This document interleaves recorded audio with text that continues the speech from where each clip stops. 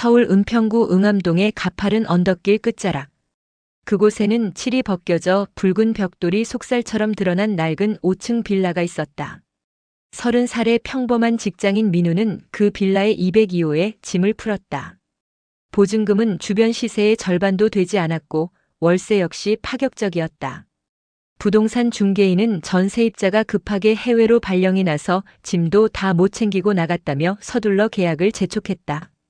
이사 첫날 민우는 이삿짐 센터 직원이 짐을 옮기다 말고 202호의 현관문 앞에서 멈칫하던 순간을 기억한다. 직원은 묘한 표정으로 집안을 훑더니 민우에게 낮은 목소리로 물었다. 여기 혼자 사시는 거 맞죠? 이 집. 공기가 좀 이상하네요. 민우는 그저 오래 비어있던 집 특유의 퀴퀴한 곰팡이 냄새 때문이라고 생각하며 대수롭지 않게 넘겼다. 하지만 직원이 떠난 뒤 민우는 현관문 안쪽에 새겨진 기괴한 흔적을 발견했다. 누군가 손톱으로 긁어 파낸 듯한 작은 구멍들이 문고리 주변에 집중되어 있었다. 마치 안에서 밖으로 나가려던 것이 아니라 밖에서 안으로 들어오기 위해 문틈새를 미친 듯이 파헤친 흔적 같았다. 하지만 그날 밤 모든 것이 시작되었다. 새벽 2시 44분. 창밖은 가로등조차 닿지 않는 칠흑 같은 어둠이 깔려 있었다. 잠결에 들려온 소리는 아주 미세했다. 스르륵, 스르륵.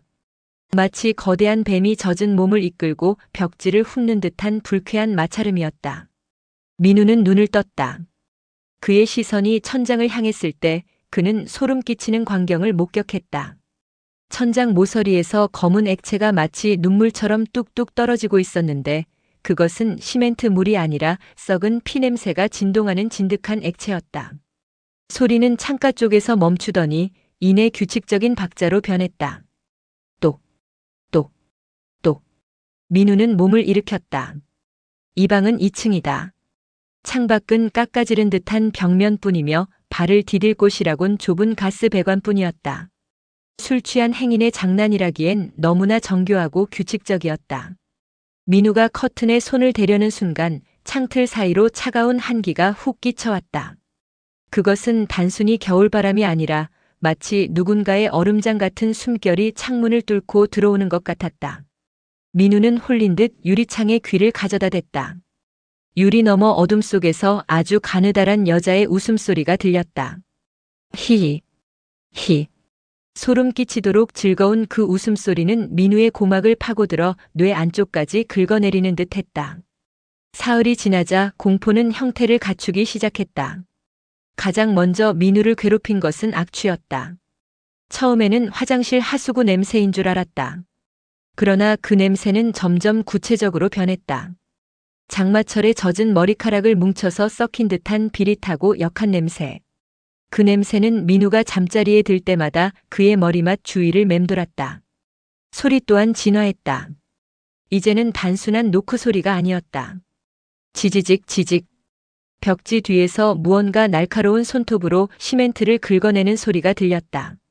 민우는 벽지를 뜯어보려 했으나 소리는 그가 손을 대는 곳을 피해 교묘하게 이동했다. 어느 날 밤에는 벽지 속에서 내보내줘. 추워. 라는 여자의 가느다란 신음이 들리기도 했다. 민우는 공포에 질려 귀를 막았지만 소리는 이제 그의 심장박동 소리에 맞춰 규칙적으로 울려 퍼졌다. 벽 전체가 살아있는 유기체처럼 민우를 비웃고 있었다. 민우의 몸에도 이상 증세가 나타났다. 식욕은 완전히 사라졌고 물조차 비릿한 피맛이 나서 마실 수 없었다. 그의 피부는 서서히 푸르스름한 시체빛으로 변해갔으며 체온은 35도 밑으로 떨어져 아무리 보일러를 틀어도 우환이 멈추지 않았다. 어느 날 아침 세수를 하던 그는 거울 속 자신의 목을 보고 얼어붙었다. 목 둘레를 따라 누군가 강하게 움켜쥔 듯한 검푸른 손자국이 선명했다. 5손가락의 지문까지 보일 정도로 생생한 자국이었다. 더 기괴한 것은 그의 자세였다. 그는 자꾸만 발꿈치를 들고 까치발로 서 있게 되었다. 마치 보이지 않는 밧줄이 천장에서 내려와 그의 목을 낚아채고 있는 것 같았다. 거울 속 민우의 뒤편 어둠 속에서 누군가 그의 발치를 유심히 지켜보고 있다는 강렬한 시선이 느껴졌지만 돌아보면 아무도 없었다. 마치 누군가 뒤에서 그의 머리채를 잡아 위로 끌어올리고 있는 것처럼 그의 목뼈는 늘 팽팽하게 긴장되어 있었고 고개를 아래로 숙이는 것조차 불가능해졌다. 열흘째 되던 날 민우는 극심한 노이로제 상태에 빠졌다. 그는 회사에도 나가지 못한 채 방 안에 틀어박혔다. 햇빛조차 위협적으로 느껴졌다. 그는 집안의 모든 조명을 끄고 어둠 속에 숨었다. 그는 더 이상 창밖을 볼 용기가 없었다. 그는 마트에서 박스 테이프와 두꺼운 신문지를 사와 모든 창문을 겹겹이 밀봉했다. 빛 한 점 들어오지 않는 폐쇄된 공간.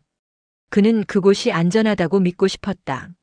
하지만 그날 새벽 신문지 너머에서 스르륵 소리가 들렸다.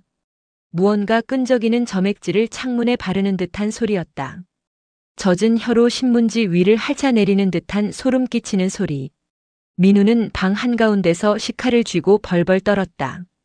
그때 신문지 한가운데가 검게 변하더니 작은 구멍이 뚫렸다. 누군가 밖에서 침을 발라 신문지를 녹인 것 같았다. 그 구멍으로 들어오는 것은 빛이 아니라 죽음의 기운이었다. 그 구멍 사이로 충혈된 거대한 눈동자가 나타났다. 그 눈은 사람의 것이라고는 믿기 힘들 만큼 컸으며 눈동자 주위의 실핏줄이 마치 살아있는 벌레처럼 꿈틀거리고 있었다. 눈동자는 민우를 바라보며 천천히 수축하고 팽창했다.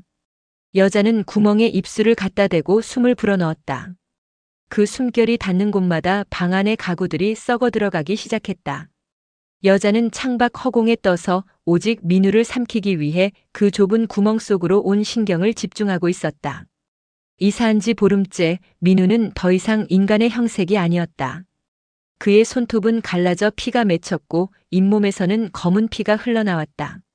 움푹 팬 눈동자와 창백한 피부 그리고 까치발로 걷느라 기형적으로 굳어버린 종아리 근육.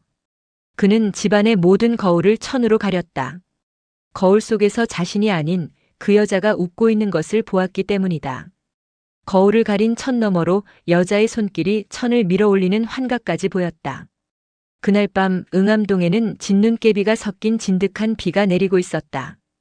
공기는 눅눅했고 벽지 뒤에 긁는 소리는 이제 비명처럼 들렸다. 너도 곧 우리랑 똑같아질 거야. 새벽 2시 44분.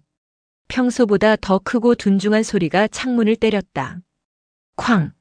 쾅! 쾅! 노크가 아니었다. 그것은 부수고 들어오겠다는 의지였다.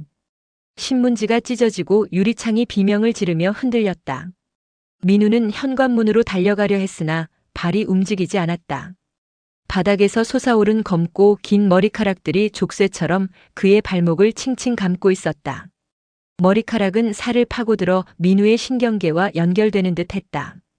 민우는 자신의 의지가 아닌 여자의 의지로 몸이 창문 쪽으로 끌려가는 것을 느꼈다. 살려줘. 제발 살려줘. 민우의 비명은 공허한 방 안에서 메아리 쳤다. 그때 낡은 창문의 잠금 장치가 견디지 못하고 팅 소리를 내며 튕겨나갔다. 창문이 활짝 열리며 차가운 빗줄기가 들이닥쳤다. 그리고 창틀 너머 어둠 속에서 여자의 상체가 서서히 방 안으로 미끄러져 들어왔다. 여자는 2층 높이의 허공에 둥둥 떠 있었다. 젖은 원피스는 갈기갈기 찢겨 있었고 그녀의 살결은 물에 오래 불린 시체처럼 하얗게 부풀어 올라 있었다. 여자의 벌어진 원피스 사이로 수많은 사람의 얼굴이 비명 지르는 듯한 형상이 꿈틀거렸다. 여자의 고개는 왼쪽 어깨 위로 완전히 꺾여 있었는데 목뼈가 부러진 단면이 비정상적으로 길게 늘어져 있었다. 여자는 민우의 코앞까지 다가왔다. 여자의 눈에는 눈동자가 없었다. 오직 끝을 알 수 없는 깊은 검은 구멍뿐이었다. 그 구멍을 들여다본 민우는 보았다. 그 속에서 똑같이 까치발을 들고 고통스럽게 죽어간 전 세입자들의 영혼을. 여자가 천천히 입을 벌렸다. 입 안에는 혀 대신 수천 개의 머리카락이 따리를 틀고 있었다. 여자가 속삭였다. 드디어 열었네. 그 목소리는 귀가 아니라 뇌세포 하나하나를 긁어내리는 듯한 금속음이었다. 여자는 차가운 손으로 민우의 뺨을 쓰다듬었다. 민우의 피부가 여자의 손길이 닿는 곳마다 검게 타들어가며 썩기 시작했다. 민우는 자신의 다리가 서서히 투명해지며 바닥속으로 가라앉는 것을 보았다. 그것은 물리적인 소멸이 아니라 여자의 그림자 속으로 흡수되는 것이었다. 여자는 민우의 신체를 자신의 것으로 치환하고 있었다. 민우의 눈앞이 암전되기 전 마지막으로 본 것은 여자의 목이 똑바로 펴지며 자신의 얼굴이 여자의 일그러진 얼굴과 합쳐지는 기괴한 광경이었다. 다음 날 연락이 되지 않는 민우를 찾아온 친구는 현관문이 활짝 열린 202호를 발견했다. 방 안은 기이할 정도로 적막했다. 창문은 산산조각이 나 있었고 바닥에는 빗물과 진흙이 뒤섞인 발자국이 어지럽게 찍혀 있었다. 특이한 점은 그 발자국이 창문에서 시작되어 방 한가운데서 멈췄다는 것이다. 그리고 그 끝에는 민우의 옷가지와 지갑, 그리고 손가락 끝 뼈가 드러날 정도로 바닥을 긁어댄 손톱 조각들만이 흩어져 있었다. 민우의 흔적은 그곳이 마지막이었다. 경찰 수사 도중 빌라의 벽면 내시경 조사에서 충격적인 사실이 밝혀졌다. 202호 거실 벽과 안방 벽 사이 불과 20cm도 안 되는 좁은 틈새 공간에 한 여인의 유골이 수직으로 세워진 채 발견된 것이다. 유골의 목은 예리한 도구에 의해 부러져 있었고 손은 벽 너머 창문 쪽을 향해 뻗어 있었다. 전문가들은 전 세입자 역시 행방불명 상태라는 점을 발견했다. 이 집은 단순히 귀신이 나오는 집이 아니었다.